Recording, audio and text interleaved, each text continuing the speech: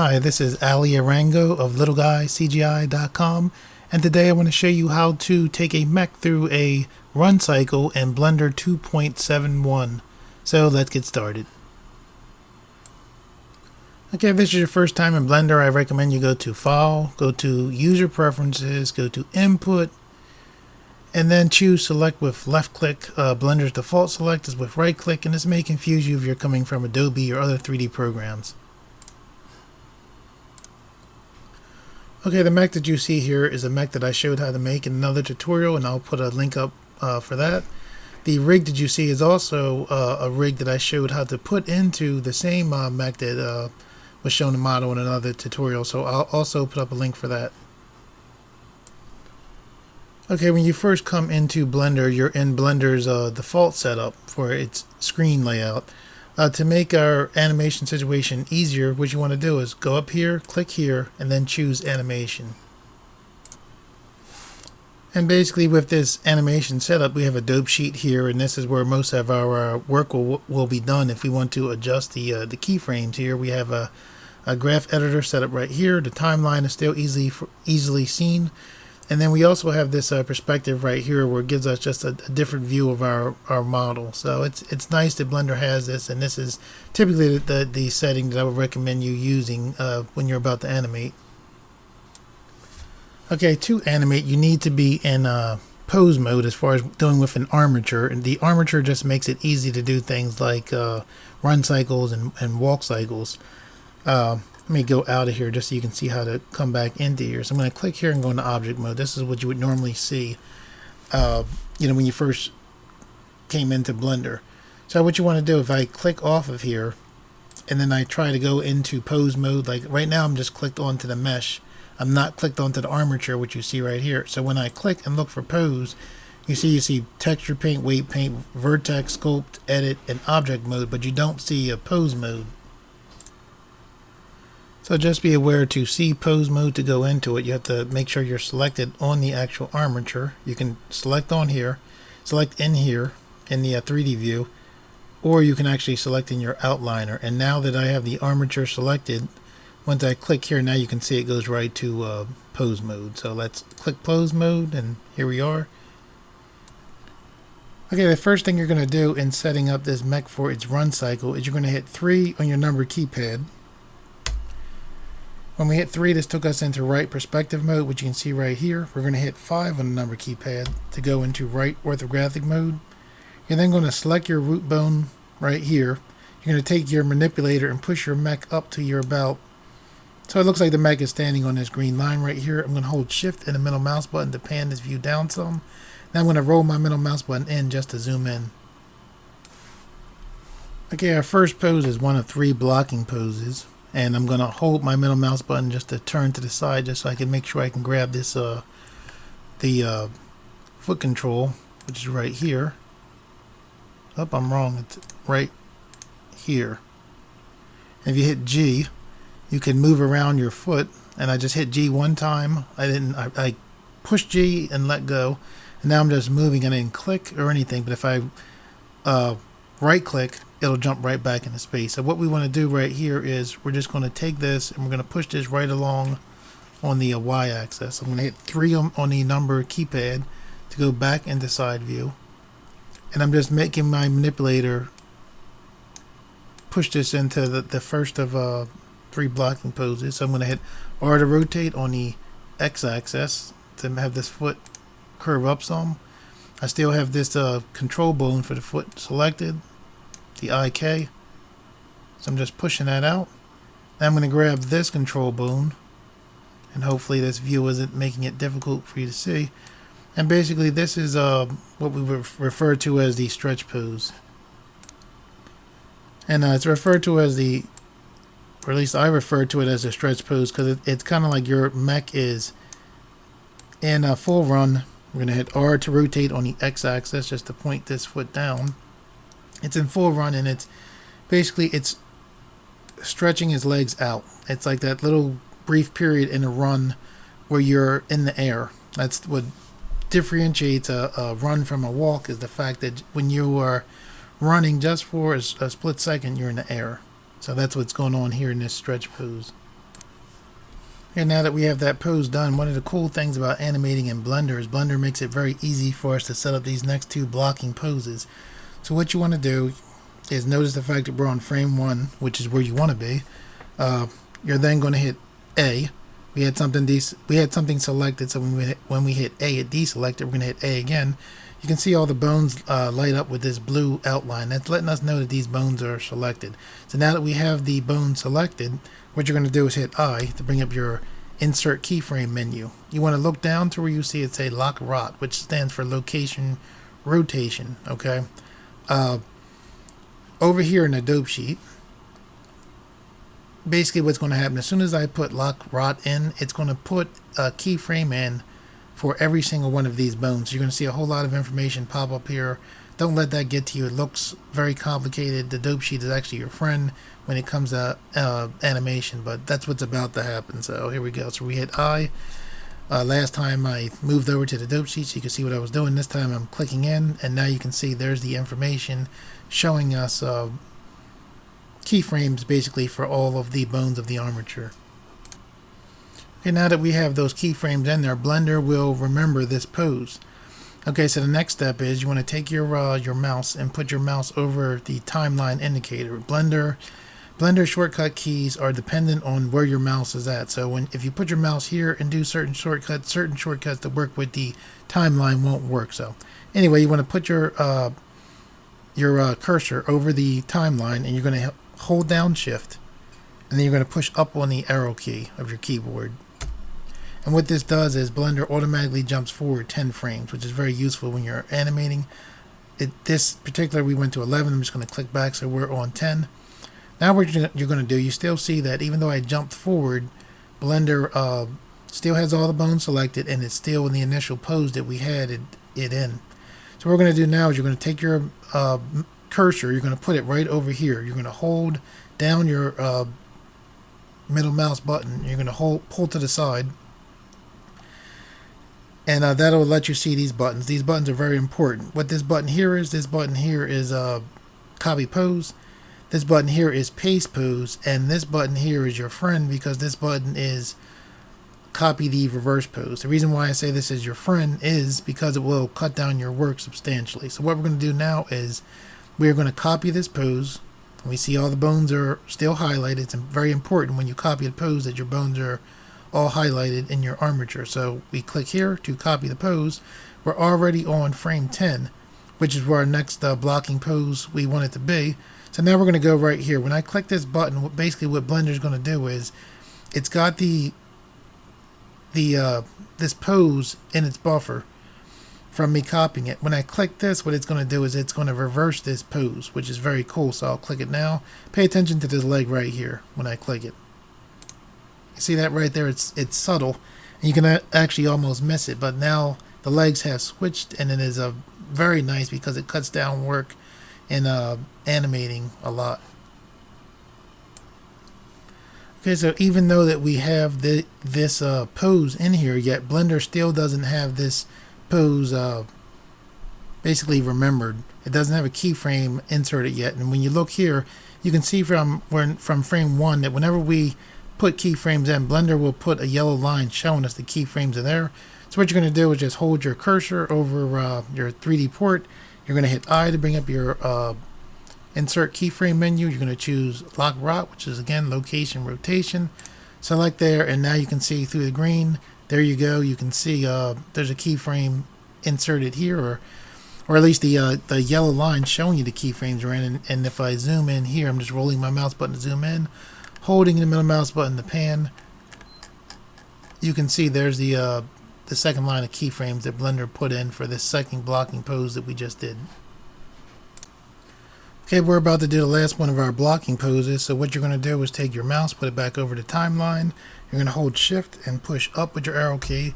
This takes you forward 10 frames in the timeline. So now we're on frame 20, which is where you want to be.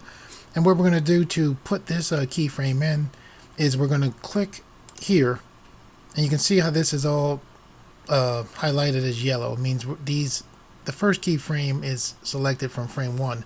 What you're going to do is hit Shift D, which I just duplicated all those keyframes, so I didn't push anything other than Shift D. I didn't click anything, I just push Shift D and I let go. Now I'm just going to pull over and make sure that that green line is going directly through the middle of those yellow keyframes. And then I left click one time and now they're locked in. So these keyframes here are just a duplicate of frame 1. So what we have here is we did our first keyframe, our second keyframe, and our third keyframes. We have our blocking poses in now, so our main work is done. Now we just have to put details in. So the first detail pose we're going to do is going to be on frame 3. So we can either right click and hold to pull our timeline back to frame 3, and if you look right here you can see what frame we're on, or you could just click here and you could have also just selected frame 3 as well. Okay, what you want for this frame is you're just going to grab the controller for the IK for the foot. You're just going to push down. You're going to hit R to rotate on the X-axis to turn the foot. You're just going to pull back with your manipulator and push this down. It's almost like this is the pose where the mech is kind of, I'm going to hit R to rotate on the X-axis just a little bit more. The mech is basically shoving itself forward. So for this pose right here for the front foot is fine. This one needs to go back a little bit. So we're just going to pull back like this. Using our manipulator, we're going to lift it up a little bit higher. Pull this back a little bit more. Maybe that's a little bit too high. We're going to hit R to rotate on the X-axis to put the foot like this, so it's almost going horizontal there. I actually think I'm going to push this foot bone down just a little teeny bit more. So it's right there on that green line. Okay, so again, we're on frame 3. So now what we're going to do that we have our pose set up is we're going to hit A. And because I was selected here, it just deselected. I'm going to hit A again. Now all the bones are selected. So now I'm going to hit I to bring up the insert keyframe menu. We're going to go to lock rot, which stands for location rotation. We click here and now we can see our keyframes set up for all the bones are being shown to us in the dope sheet right here. I'll zoom in a little bit so you can see that a little bit better. I'm going to hold the middle mouse button to pan to the side. Roll the middle mouse button in to zoom in a little bit more and just holding it again to pan. Okay, here's what's very cool about Blender. You already saw it. We have this pose here, right? So now what we need is we need the opposite of pose, the opposite of this pose. So the way we're going to do that is, what we're going to do is go to our copy pose button right here. So you're going to click this, and now that the frame is copied into Blender's buffer, so now you're going to make sure your cursor is over the timeline. You're going to hold Shift and then push up on the arrow key. That takes us right to frame 13, which is where we want to be, which is 10 frames past, or 10 frames forward ahead of frame 3. And now what you're going to do is go to your paste reverse pose right here. Click this. It does our reversed pose very easily for us. Now you're going to hit I and then insert location rotation again. And now you can see that pop up there in the dope sheet. Okay, our next breakdown pose is on frame 5, so we're just going to select right here, choose 5, and then Blender will jump right to frame 5. This pose right here is the passing pose, and what that means is this leg right here is about to pass this leg for the first time. So all you're going to do is take your control bone, you're going to push forward. If you push forward too much, you see how that leg swiveled? You don't want that, so don't do that. The reason why it's swiveling like that is because we have this pull target up here attached to his leg. If it swivels at all, you'll have problems in your animation. So what you can do is just pull back, push your bone up to about here. You don't want this leg to swivel at all, and you should be fine. Also, this pose is the pose where you kind of see the locomotive movement of the mech moving up and down. So what you want to do is grab the root bone that's here on this mech, and you're just going to push down, or the waist bone. I guess I should say to push down. Not too much, but this is going to be giving it that up and down motion. So this is actually very important. So we'll take it about there. We'll hit A to deselect that bone, A to grab our bones, then we'll hit I to bring up our insert keyframe menu. We'll choose lock rot to insert the keyframe there. We're then going to go to our copy pose button right here. We're now going to move our 3D cursor over the timeline. We're going to hold shift and then push the up arrow key to go right to frame 15. We're going to select the paste opposite pose here. And then we're going to move our 3D cursor, move our cursor over the 3D default view, hit I, and then choose location rotation again to insert the keyframes into the, and you can see them, pop up here on the dope sheet again. Okay, the next pose is going to be on frame 7. So what we're going to do is just click right here like we did before. You're going to choose 7 on your keyboard. As soon as you click here, your timeline will jump right to frame 7. Okay, in this pose, the mech is basically pushing itself forward. So what you want to do is grab your control bone right here. You're going to push this leg down. We're going to hit R to rotate on the x-axis to make it look like it's flat against the ground. We're actually going to straighten out this leg a little bit by grabbing the waist bone and pushing up very slightly.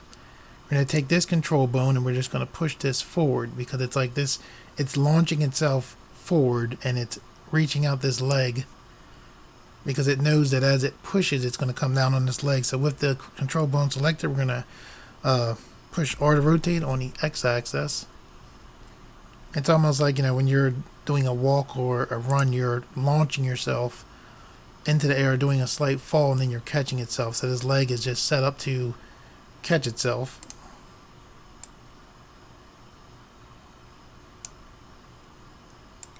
This up a tad. Okay, and when I said tad, I just meant a tad bit. Yeah, it should be good there now. Okay, now that we have this pose set up, what we're going to do is you're going to hit A to select all your bones. Because this bone was selected, when I hit A, it just deselected. You're going to hit A again. To select all of your bones, you're going to hit I to bring up your insert keyframe menu. You're going to choose lock rot, which is location rotation. You can see there's the keyframes popped up there in the dope sheet. You're going to go to your copy pose button.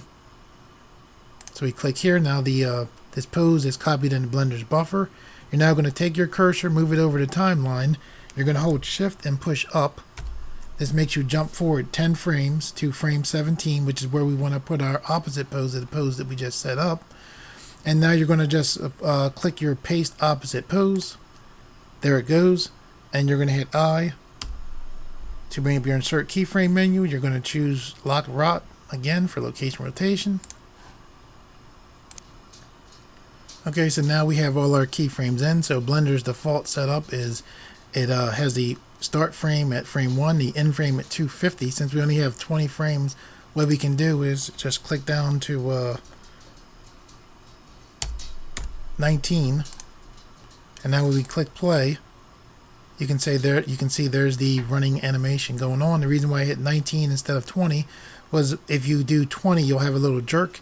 If you click 19, it creates a better cycle by choosing one frame less than the 20th frame. Okay, so now we have this animation in, but now the animation just runs in place. What I'm going to show you guys now is how to make this mech actually move forward as it runs. Okay, to do that, what you're going to want to do is click right here. You're going to click or select the action editor.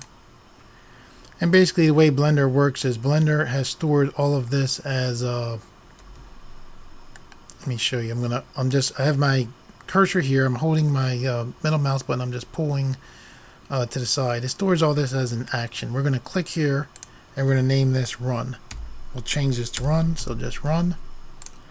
Okay, now that we have run put in here, Blender is going to identify this action as a run action, or just looking at it, okay, it's named run. And if we shut this down and open it back up again, there's a good chance that Blender is going to forget this action. Long story short, without getting all into it, just click this F right here. And what this does is this makes it look like there's something called a fake user. And all you really need to know about that for now is that by clicking this F here, Blender will actually remember your animation instead of forgetting it. And now with this setup, you see if I hold my middle mouse button here and I just drag to the side, if I click here, our action goes away. Yet if I click here, I can select run and bring it right back, which is very cool. I'm just going to hover my mouse here and I'm just going to adjust these window slightly. Pull this up. Okay, now what I'm going to do is select right here. I'm going to choose this NLA editor. The NLA editor is very cool, and it is your friend because it will allow you to do cool things in animation, and it will allow you to do them easily. What will allow you to do easily? It will allow you to have this mech run forward easily. So the NL editor is something to like, and like I said, it is your friend in Blender, and as far as animating in Blender is concerned. Okay, so what we're going to do is in the action editor, which is right here, we're going to click here, bring back our run action. To be able to work with an animation action in the NLA editor, you can see the run. As soon as we pop this up here in the action editor, now we can see this right here. To be able to work with this, what we need to do is click this button right here, and now we see our run animation. To have this run forward, we need to have it run longer than, you know, it basically does one run cycle right there. Now you might think, okay, one way we could do to make this longer is because basically we could go into the dope sheet, copy the keyframes, you know, duplicate them again, possibly duplicate them 4 times, and then it would run twice as long, and you would be correct. However, the NLA editor allows us to do things much easier than that. So what I'm going to do is take my mouse, I'm going to roll the mouse wheel to zoom back, I'm going to hold shift and the middle mouse button to pan this back, and I'm just going to extend this window some just by hovering here and dragging. And I'm going to hold my mouse button here to pan this over. Now what I'm going to do is hit N to bring up the properties menu. And with this run selected, we can change the properties of this run menu. So one of the things that we can do that is very cool is you see this right here, there's one that says 1.000. This, whenever I see this, my brain thinks 1000, but basically in Blender this represents 100%. So what we can do here is, if we want to make this run cycle 4 times as long, we can just select here, hit 4 on our keyboard, and now you see that 4.00 to me. Again, it still looks like 4000 to me, but Blender sees this as 400%. So now if I roll the mouse wheel to zoom back, now you can see that this action here is 4 times as long. So now if I take my timeline indicator and scrub this along the timeline, if you look at the mech there, you can see it's continuously running, which is exactly what we want. Okay, now that we have this run cycle extended 4 times the length, it's actually very easy to have this mech run forward in the NLA editor. And the way we're going to do that is you're just going to take your timeline indicator. I'm holding the my right mouse button, just moving this to the front, or to the first frame. Now what I'm going to do is I'm just going to, actually let me adjust this window here to give us more space. I'm going to roll my mouse wheel to zoom in. I'm going to hold shift and holding the middle mouse button to pan. And I'm just going to select this root bone. And this root bone, as far as making this run forward, is all you really need to be concerned about. So I'm just rolling my mouse wheel back. I'm holding shift and the middle mouse button to pan back so we can see what we're doing. So now with this selected, what I can do now is I can hit I to bring up an insert keyframe menu just like before. And what I can do is just select location. So now Blender just locked in the location for the root bone there. One of the things that the NLA editor does very well is it blends animations together. So now that we have the location on the root bone there, now we can move forward, and you'll see as I'm scrubbing along the timeline, you know, the mech is running in place, but now we get right to the end here. And now what I'm going to do is I'm just going to take the manipulator, I'm rolling my mouse wheel just to zoom back a little bit. I'm just going to push the mech forward, maybe about to there, maybe a little bit further. Now I'm going to hit I, and then in the insert keyframe menu, choose location yet again, and now you can see that the mech is actually running forward.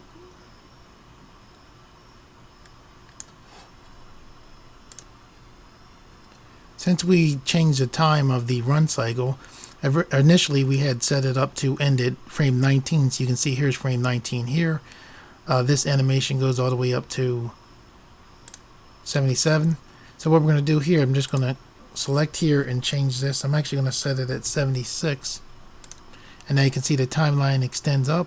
So now when I hit play, now you can see the mech just going through its animation. Okay, and if you want to see your mech animating without the armature, if I grab here, I can just select this eye and it turns off the armature, and then even the manipulator that's following along, I can hit Control Space and temporarily take the manipulator away. Okay, what you could do if you wanted to render this animation out is you could hit 0 on your number keyboard to go into camera view. You then could hit N to bring up your properties panel and then choose lock camera to view. Again, what lock camera to view does is it allows you to move your camera just like you would move as you would manipulate around the Blender scene. So what I'm going to do is I'm going to hold shift and my middle mouse button to pan to the side a little bit. I'm going to roll my mouse wheel to zoom back, and I'm just looking to get like a cool angle. So if I hold shift and middle mouse button, I pan. If I hold the middle mouse button, I can rotate the view. So views tend to be more interesting when an animation is coming toward you. So we can set it. Let's actually, if I roll the mouse wheel, it will actually zoom in. So we can actually make it look like the mech is, let's see, I'm rolling in a little bit more. Here we go. We can have it look like it's actually running past us. Okay, now that we have the camera set up, we can unclick lock camera to view, hold the middle mouse button to turn so we get out of the camera view. Wherever a 3D cursor, let me push this back, so we really don't need this now. Wherever a 3D cursor is at in Blender is where an object will come in at. Basically, the armature itself, the camera symbol right here, the light, none of this will render. Neither will this grid floor. So what we're going to do is click into object mode. So I'll select the camera. And I couldn't go into object mode because I didn't have anything selected. By selecting the camera, it automatically took me into object mode. Wherever the 3D cursor is at is where an object will come into Blender. So what we're going to do is hit Shift A. And with mesh on, we're just going to go up to plane. Bring a plane in. And there's the plane right there. We're going to hit S to scale and just pull this out. So now we have a background for this mech to run on. Okay, we don't have any textures on the mech in Blender, but there is still something we can do to make this scene look cool. So what we're going to do is, let me hit N to take away this properties panel. We can click here, change this from the Blender renderer, which is Blender's default renderer, and go into the cycles renderer. Okay, what I'm going to do as far as cycles is I'm going to change this CPU to GPU. This makes cycles run better. If you have a newer NVIDIA card, you'll be able to change this to GPU. If you don't have a newer NVIDIA card, or if you have a Radeon card, you won't see this option. I'm going to, as far as actually video rendering out the video, I'm going to change this image editor to new window. And also, as far as rendering this out, we're going to leave this at 24 frames per second. I'm going to change this to, from right now it's set up at 1920 pixels by 1080 pixels at 50%. I'm going to click here and I'm going to choose HD TV 720p. And this is typically what I render out things from Blender as, because it's clear, but at the same time it'll cut down your render time. Okay, when you render out a animation in Blender, typically when you're doing 3D, you're rendering out a 3D model or a 3D animation like this, generally you want to render out in PNGs. And the way you would do that is you would just go click here, September 6th, and you just create new directory. I'm going to put a Mech animation output. It's important that you make up a folder, because basically I'm going to just choose accept here. It's important that you make up a folder because this folder is going to be filled with individual images of this mech running forward. Now the reason why you render this out as individual PNGs at first is because if you render this out as a movie and the movie, if Blender has some kind of issue and Blender doesn't complete the animating of the movie will be rendered, the entire movie you won't be able to use. However, when you render out PNGs, if Blender has some kind of issue where it stops working, it's no big deal. If you rendered out, I don't know, 50 frames and Blender messes up on frame 51, it doesn't matter. You still have your 51 frames. You still have the work from those frames done. So if Blender messes up, you just restart at frame 52 and then you render from 52, like in this animation, to 76. And because depending on how much detail you have when you're rendering, sometimes you might render one frame of an animation, and rendering that one frame might take, sometimes it could take anywhere from 8 minutes to 2 hours for that one frame. So generally you want to render out as PNGs where you're dealing with 3D animations, and then later come back into Blender's video editor or another program and bring those PNGs, then change them into a video and then export that video out. Okay, so now very quickly what we're going to do is we're going to split this view. And the reason why we are splitting our view is because one of the things in Cycles that is very cool is by clicking here, we can turn this to rendered view. And this lets us see what the camera is, or not what the camera is seeing yet. It lets us see how Cycles is actually going to render this thing out. So we know that we need more light. So one of the things we're going to do is hit Shift A, bring in a plane. Okay, and with that plane brought back in, I'm going to hit Control Space to bring back the manipulator. I'm just going to lift this plane up.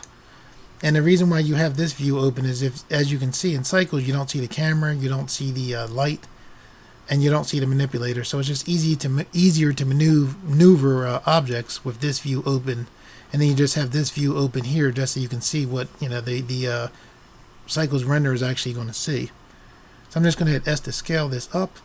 And basically what I'm doing here is in Cycles, planes work very well for emitting light. So I'm just going to take my mouse button here. I'm going to hold, or take my mouse cursor here. I'm going to hold the middle mouse button. I'm going to drag to the side. I'm going to click right here for materials. I'm going to check new. And I'm just scrolling this down a little bit. See where this diffuse? You want to click here and then select emission. And now you can see right here what happened. Now this plane is emitting light. Okay, now what we're going to do is with our mouse hovering over this viewport is we're going to hit 0 on our number keypad to go into camera view. And the reason why it looks so fuzzy like this, what you're seeing, is Cycles renders things by samples, and our sample is very low so that the computer isn't bogged down too much.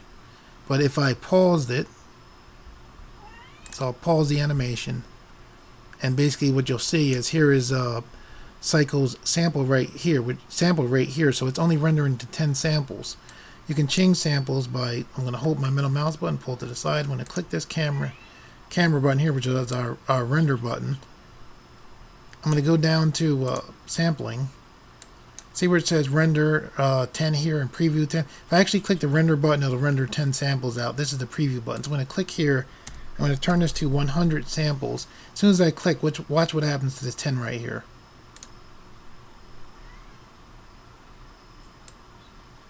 You see that right there? That number racing up. Basically what Blender is doing is blendering is racing up to match to make that happen. And you can see it looks much clearer. Matter of fact, if I click here and I change it to 500, you can see Blender racing up yet again. If I zoom in here, you'll see Blender just keeps getting clearer and clearer and clearer.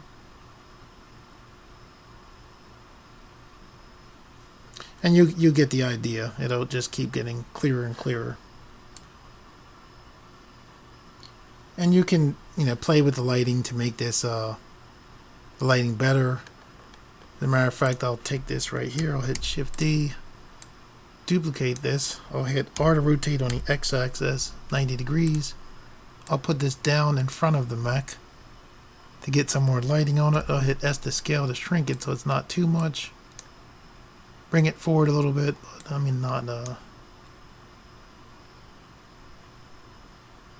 get too crazy. I'm gonna hit Shift D. Actually, put it there just to throw some more light. I mean, see how this, if you want to, as you're setting up your scene for your animation, see this right here.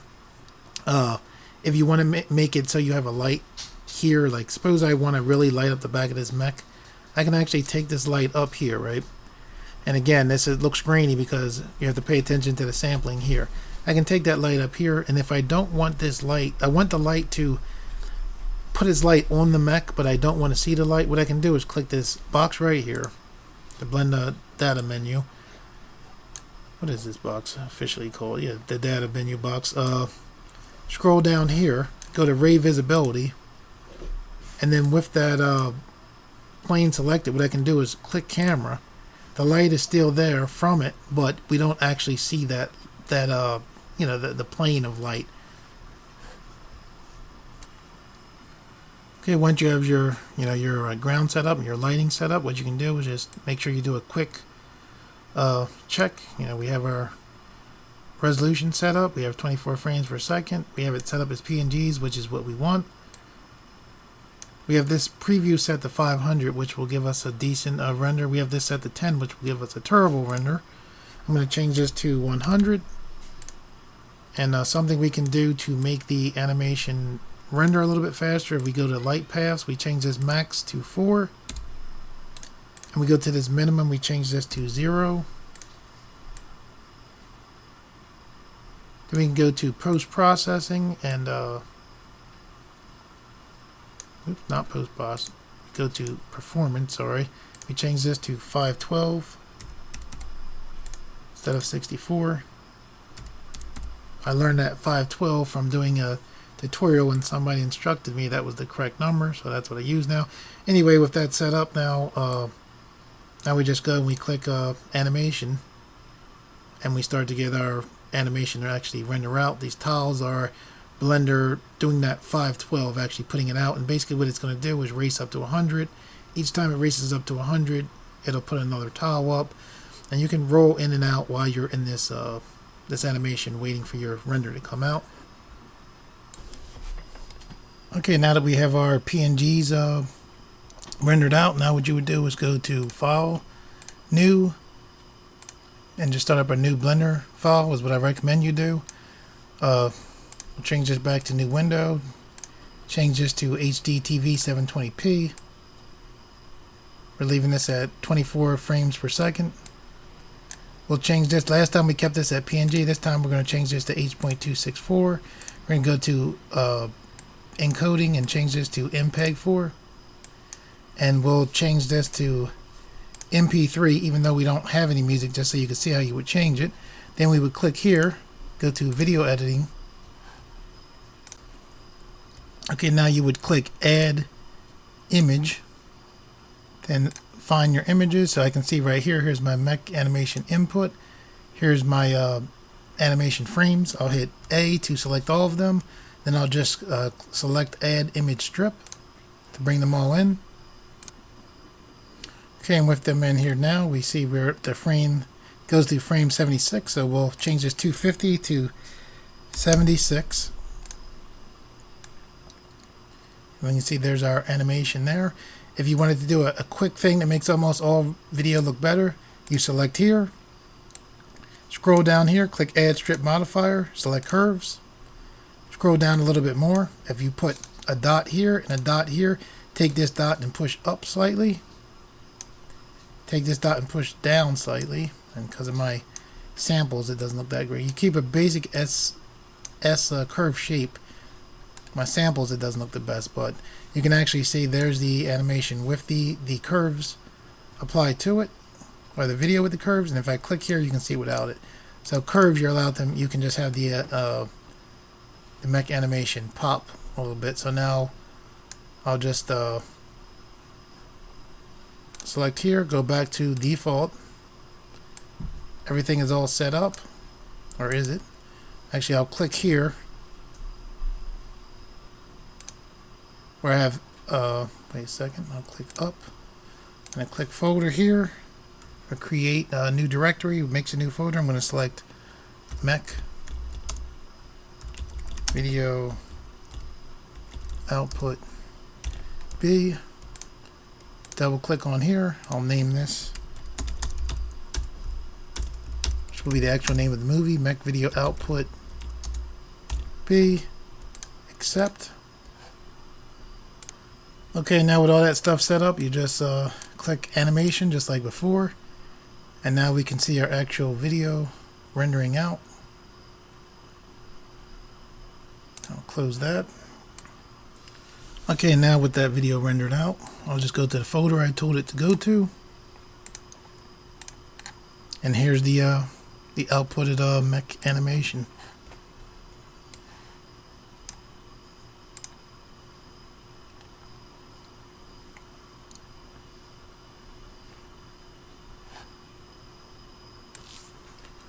Okay guys, that's it for the tutorial. For all those of you out there who like these videos and reshare them, thank you very much. I greatly appreciate it.